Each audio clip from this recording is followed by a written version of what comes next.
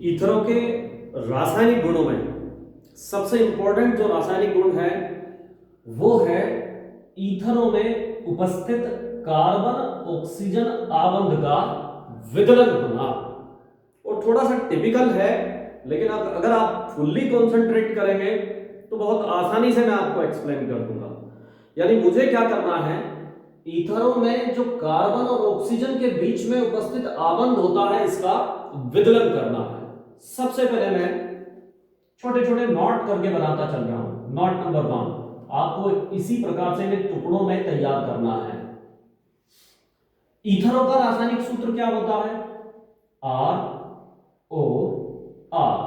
ये मैंने कोई सममित ईथर का एक एग्जांपल ले लिया, ठीक है। ROR एक सममित ईथर है क्योंकि दोनों एल्किल समूह समान हैं। अब मैं इसकी अभिक्रिया HX, ये कौन है? हाइड्रोजन हैलाइड के साथ में करा रहा हूं। हाइड्रोजन हैलाइड के साथ इसकी रासायनिक अभिक्रिया कराएंगे। तो हम क्या करेंगे, कार्बन और ऑक्सीजन के बीच में बने हुए बंध को विदलित कर देंगे। तो ये बंध विदलित हो जाएगा, ठीक। सपोज कीजिए इसको यहां से तोड़ दिया गया, तो आप ध्यानपूर्वक देखेंगे, एक ये क्या यौगिक प्राप्त हो गया, इसके साथ H जोड़ दीजिएगा तो हमें प्राप्त हुआ R के साथ में X, एक तो RX ये प्राप्त हुआ और प्लस ROH ये प्राप्त हुआ। यानी एक यौगिक तो हमें प्राप्त हुआ एल्किल हैलाइड, और दूसरा हमें क्या प्राप्त हुआ, अल्कोहल। इनको क्या बोलते हैं यूपीएससी में? एल्केनॉन। ये हमें प्राप्त हुआ। ये है चरण फर्स्ट। ये रासायनिक अभिक्रिया तब संपन्न होगी जब आप जो हाइड्रोजन हैलाइड है वो तनु प्रयोग में लाते हैं। लेकिन अगर यही हाइड्रोजन हैलाइड आप उग्र परिस्थितियों में ईथरों के साथ अभिक्रिया कराते हैं, उग्र परिस्थितियों से मतलब कि हाइड्रोजन हैलाइड सांद्र होना चाहिए, नंबर 1 बात, नंबर 2 बात तापक्रम उच्च होना चाहिए। तो ऐसी अवस्था में जो बना हुआ अल्कोहल है यानी ROH ये क्या करता है, फिर से इस HX के साथ अभिक्रिया कर लेता है, और यहां से फिर R और O के बीच का बना हुआ बंध यानी कार्बन और ऑक्सीजन के बीच का बना हुआ बंध टूट जाएगा और यौगिक हमें प्राप्त होगा पुनः RX और प्लस H2O। तो इस घटना से, इस नोट नंबर 1 से मुझे एक बात सिद्ध होती है, यदि ईथरों की हाइड्रोजन हैलाइडों के साथ उग्र परिस्थितियों में मतलब उच्च ताप पर, और हाइड्रोजन हैलाइड कैसा होना चाहिए, सांद्र होना चाहिए।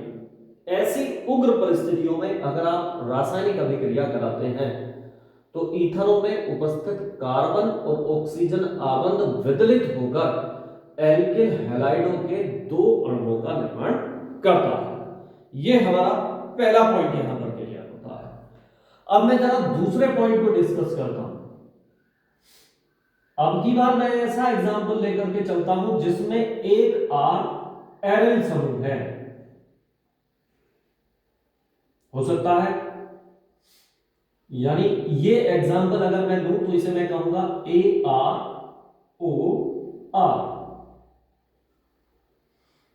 ये वाला AR है, इसको आप अगर लिखना चाहें तो आप ऐसे भी लिख सकते हैं C6H5ONCH3, इस प्रकार से भी लिख सकते हैं। लेकिन मैं क्योंकि एक जर्नल एग्जांपल ले रहा हूं तो मैं इसलिए इसको इस रूप में ले रहा हूं, ठीक।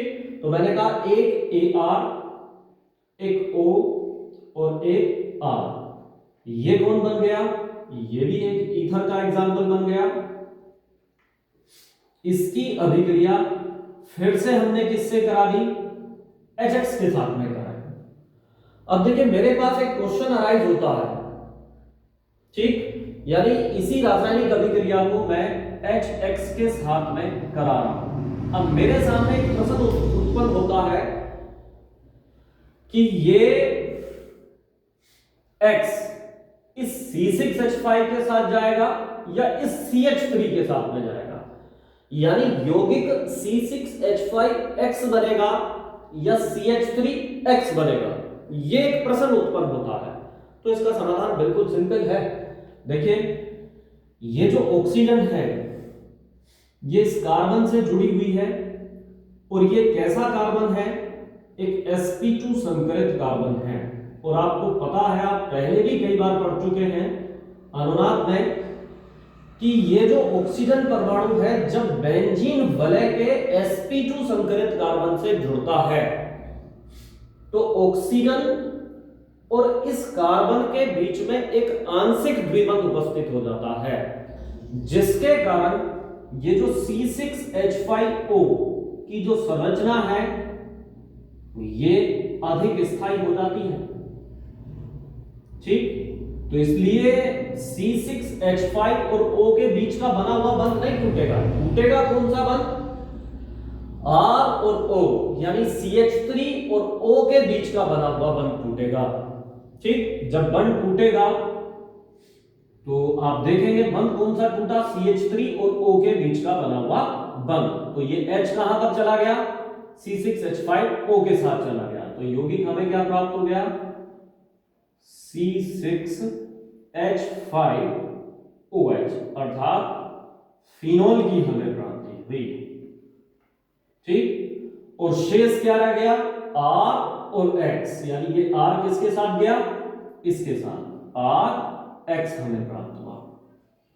तो ये भी एक इंपॉर्टेंट पॉइंट है हम लोगों के लिए ध्यान रखने का कि अगर हम किसी एरोमेटिक वलय युक्त ईथर का प्रयोग कर रहे हैं तो ऑक्सीजन एरोमेटिक वलय के रिंग के जिस कार्बन से जुड़ा होता है उसके sp2 संकरित होने के कारण वहां एक आंशिक द्विबंध का निर्माण हो जाता है, जिससे एक अधिक स्थायी संरचना बनती है।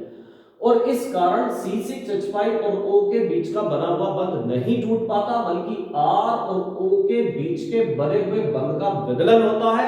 सो X इस R के साथ जाकर के RX का निर्माण करेगा और हाइड्रोजन इस C6H5O के साथ में जाकर के एक फिनोल यौगिक का निर्माण करेगा।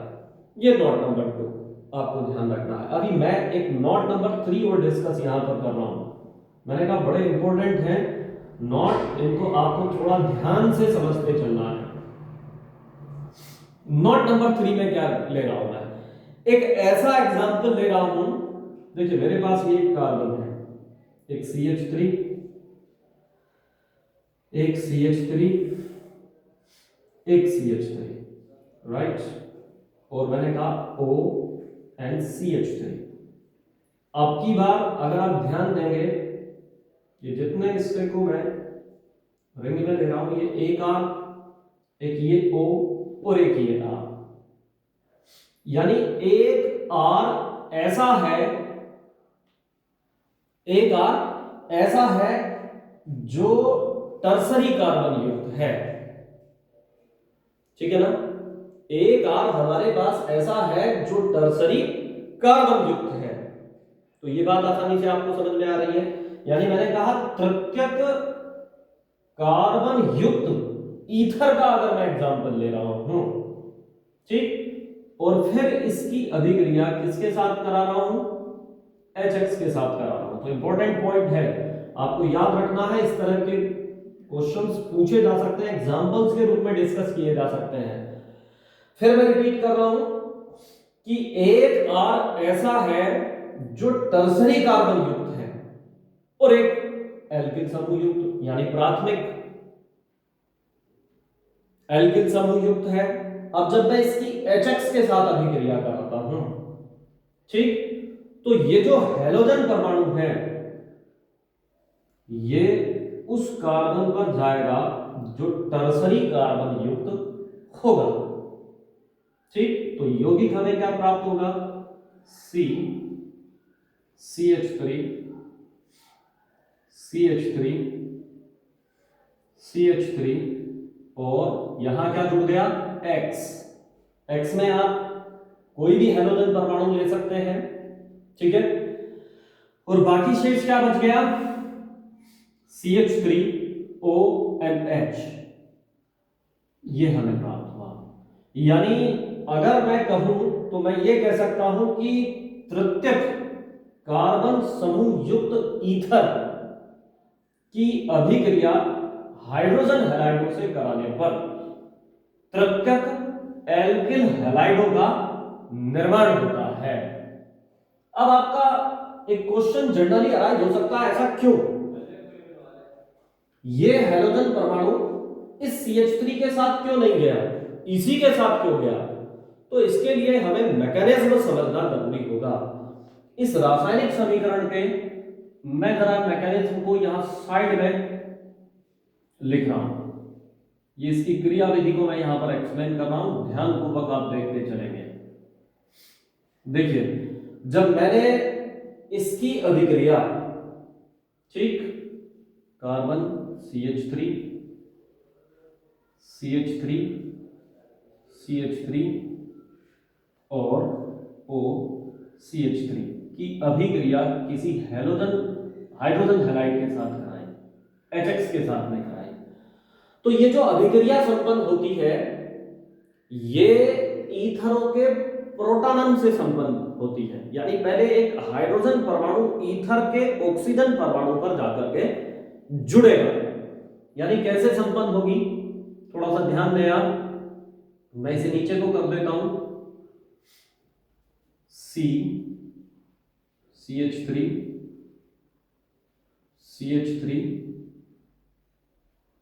O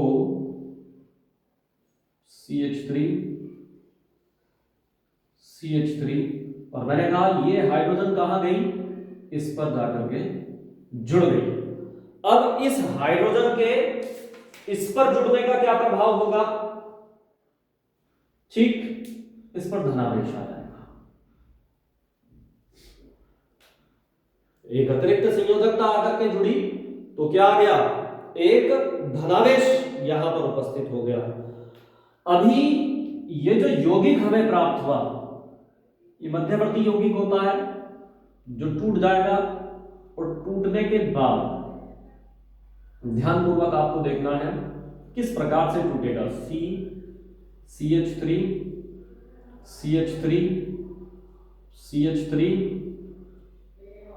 मैं इसको पृथक करने के लिए लाइन दे रहा हूं यहां पर, है ना, और यहां पर धनावेश आ गया और प्लस CH3OH, इसका निर्माण हो गया। देखिए, यहां से यहां तक पहुंचने में होने वाली रासायनिक अभिक्रिया एक धीमी गति से होने वाली रासायनिक अभिक्रिया है। और ये जो उदाहरण है एक SN1 अभिक्रिया का उदाहरण है। आपको याद हो, मैंने आपको बताया कि SN1 रिएक्शन का एक उदाहरण है। SN1 रिएक्शंस में मैंने आपको बताया था कि जो धीमा पद होता है वही वेग निर्धारक पद होता है। और ये जो कार्बोकैटायन बनता है, देखिए इसमें कार्बन पर धनायन उपस्थित है, ये जो कार्बोकैटायन इस अभिक्रिया के दौरान बनता है, ठीक, ये कैसा होता है, अधिक स्थायी होता है। तो अधिक स्थायी होने के कारण, ठीक, मैथिल अल्कोहल एक परमानेंट यौगिक के रूप में निकल गया। और अगले दूसरे पद में दूसरे चरण के अंदर क्या हुआ, मैं जगह अभाव के कारण इसको इधर को घुमा देता हूं, ठीक, जो तीव्र गति से होने वाला चरण है इसमें आयोडीन आकर के या जो हैलोजन परमाणु है वो आकर के जुड़ जाएगा, ठीक। तो इस तरह से यहां पर कौन जुड़ गया, आयोडीन आकर के जुड़ गया। तो आपको तृतीयक एल्किल हैलाइड प्राप्त हो जाएगा, ठीक है। तो मैंने इसकी मैकेनिज्म को यहां पर एक्सप्लेन करने की कोशिश की, मैं इसको फिर पुनः आपको रिपीट कर रहा हूं, इंपॉर्टेंट है तो ध्यान से समझना है। मैंने कहा तृतीयक कार्बन युक्त ईथरों की जब हाइड्रोजन हैलाइडों के साथ अभिक्रिया कराई गई तो हाइड्रोजन हैलाइडों के साथ अभिक्रिया की यह विधि ईथरों के प्रोटॉनन से संपन्न होती है, यानी सबसे पहले एक प्रोटॉन इस ऑक्सीजन पर जाकर के जुड़ जाएगा, यानी ये वाला यौगिक आपको प्राप्त होगा। अब फिर होता क्या है कि इस प्रोटॉनन के फलस्वरूप प्राप्त यौगिक का वियोजन होता है। वियोजन में ये CH3 इस OH के साथ CH3OH का निर्माण कर लेता है और एक अधिक स्थायी कार्बोकैटायन का SN1 रिएक्शन के माध्यम से निर्माण होता है। तो चूंकि ये एक धीमी गति से होने वाली अभिक्रिया है और यही वेग निर्धारक पद है, तो इसमें मेथिल अल्कोहल आपको प्राप्त हो गया, जो पुनः हैलोजन परमाणु से, देखिए यहां पर इसने पुनः ROH ने, यानी ये CH3OH HX की अधिकता के साथ अभिक्रिया करके दूसरा एल्किल हैलाइड बना रहा था, लेकिन ये यहां पर नहीं बनाएगा क्योंकि ये एक अधिक स्थायी संरचना है और अधिक स्थायी संरचना होने के कारण इसके दोबारा से वियोजित होने की कोई संभावना नहीं है।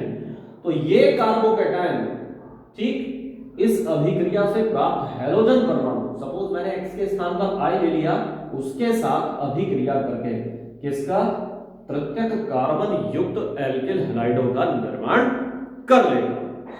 ठीक, तो ये बात स्पष्ट रूप से आपको क्लियर हो चुकी होगी। इसी प्रकार की एक और रासायनिक अभिक्रिया अगर मैं एक्सप्लेन करने लगूं,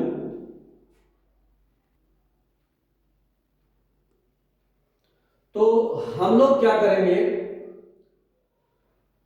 इसी मैकेनिज्म पर आधारित इस रासायनिक अभिक्रिया को एक्सप्लेन करने की कोशिश करेंगे। ठीक है, तो मैं इसको पृथक करने के लिए एक लाइन यहां पर ड्रॉ कर रहा हूं, आप समझ जाएंगे।